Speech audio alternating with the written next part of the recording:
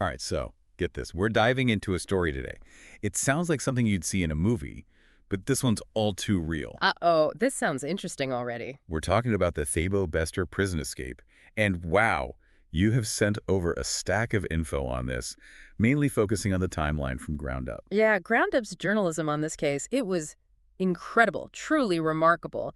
They were really the ones digging up the truth when nobody else seemed to care. They were relentless. And we're going to break down exactly how they did it.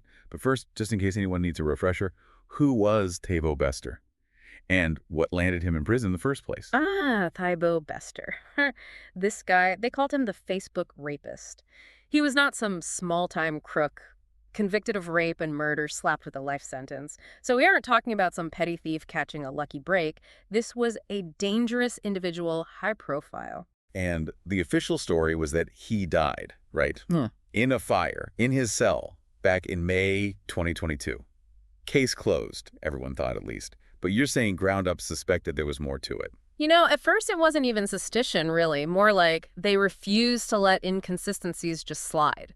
Ground up, see, they'd been on Bester's case for a while already. They knew things weren't adding up, not with the official reports, the fire, the supposed death. So they started digging. This is where that timeline comes in, right? Exactly. It's meticulous, the way GroundUp documented everything. Starting back in October 2022, it allows us now to retrace their steps, understand how they untangled the truth. First, they requested those DNA results. You know, pretty standard stuff in these cases, right? Oh, absolutely. You would think that'd be It, totally straightforward. well, not so much.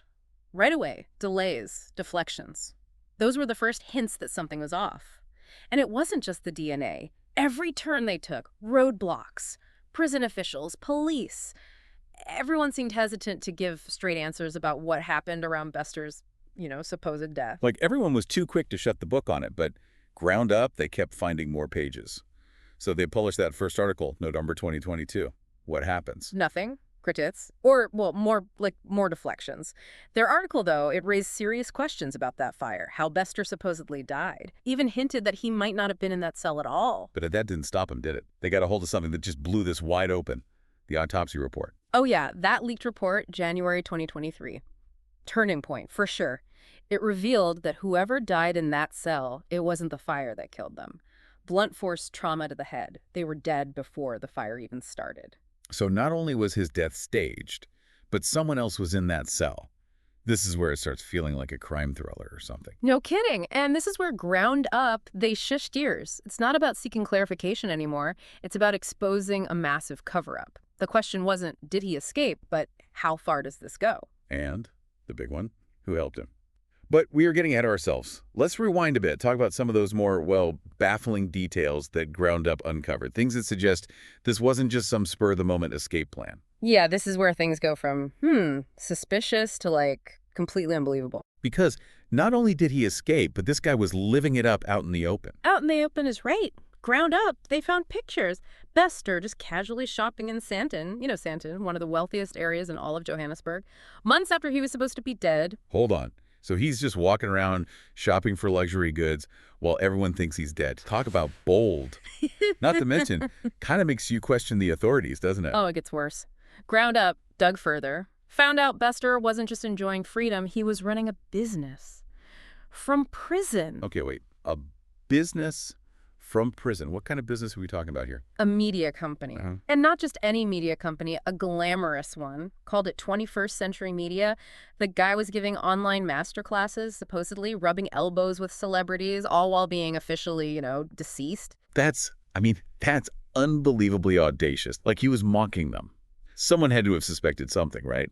A dead guy running a whole media empire. There were whispers, rumors, you know how it goes, but nothing solid. Ground up, though, they caught wind of it all, started piecing things together. Turns out, Bester was using fake names, forging documents, even appearing in public with this woman.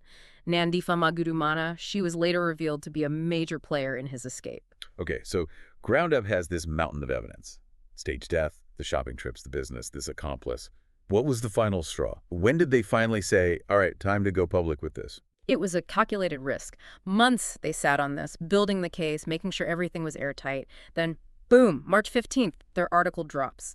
And it was a bombshell. The autopsy, the sightings, the business, the accomplice, everything sent shockwaves through the whole country. I bet it did. So now everyone's scrambling for answers, You man. got it. The government remembered they'd been brushing off GroundUp's questions this whole time. Now, they couldn't ignore it. Too much evidence. But GroundUp, they weren't done. They knew Bester didn't pull this off solo. They wanted to know who helped him, how deep this conspiracy really went. And this is where things take an even darker turn. Sounds like he had help from the inside, am I right? Right, you are. You remember those tip-offs GroundUp mentioned getting? One of them, it came from a prison warden, someone who saw what went down firsthand, leading up to the escape. So someone tried to blow the whistle, and they were ignored. This warden sent emails to everyone, senior officials, even the Deputy Minister of Correctional Services, detailed how Bester was getting stuff smuggled into his cell laptop, phone, even a gun. This wasn't just looking the other way. This points to a system that's deeply corrupt. How did the government respond to this? Well, after weeks of denying, downplaying, the government finally had to admit it. March 25th, 2023, they confessed. Thabo Bester, yeah, he escaped. Wow. It's incredible. It took the work of these journalists to force their hand. Even with the admission, though, that's not where it ends, does it? It's just mind-blowing, you know? It took GroundUp, their investigation, to drag this whole thing into the light. Makes you wonder what would happen if they hadn't been so persistent. It's a chilling thought, really. This whole case, it highlights just how crucial investigative journalism is, holding power to account, you know? Absolutely. But even with the government admitting it, there were still so many questions, right? Like, what about the body, the one they found in Bester's cell? And who actually helped him escape? What went wrong in the system itself that allowed this to happen? So GroundUp, they kept digging. Turns out that body, it belonged to a young man, Kalego Bering. He'd gone missing a few months earlier. So it wasn't just the escape. He leaves this trail of devastation behind him. What about the people who helped him, though, inside and outside the prison? Did any of them face consequences? That's the thing with conspiracies, right? Unraveling them, it's slow going. Like pulling on a loose thread, suddenly the whole sweater's coming undone. GroundUp, their investigation, it led to arrests. Several individuals, prison officials, and of course, Nandipha Magudumana. It's almost, I don't know, impossible to grasp how many people were in on it. Prison guards, those who helped orchestrate the escape from the outside, just wow. It shows you corruption. It can worm its way into even the most secure places. Often takes brave individuals like that warden willing to speak up and a relentless press like GroundUp to expose it. This case, it's bigger than just one guy escaping. It's about accountability, transparency, the importance of a free press, the works. It reminds us you can't just assume those in power they're acting in our best interests. We have to be vigilant, ask the tough questions, support those who are willing to, speak truth to power. It's a lot to process, that's for sure. But GroundUp's timeline, it's a roadmap, really. Understanding not just how the escape happened, but those systemic failures that made it possible in the first place. And it reminds us, even when it seems impossible, the truth has a way of coming out, especially when you've got people dedicated to finding it. Definitely gives us all something to think about. What does it really mean to hold those in power accountable? How do we, as citizens, support investigative journalism? It's crucial for a functioning democracy. Big questions, for sure, worth pondering. This deep dive might be over, but the conversation, that keeps going. Hope you found this look at the Thabo Bester escape insightful and, honestly, more unbelievable than any fiction, I'd say. Until next time, keep asking those questions. Stay curious out there.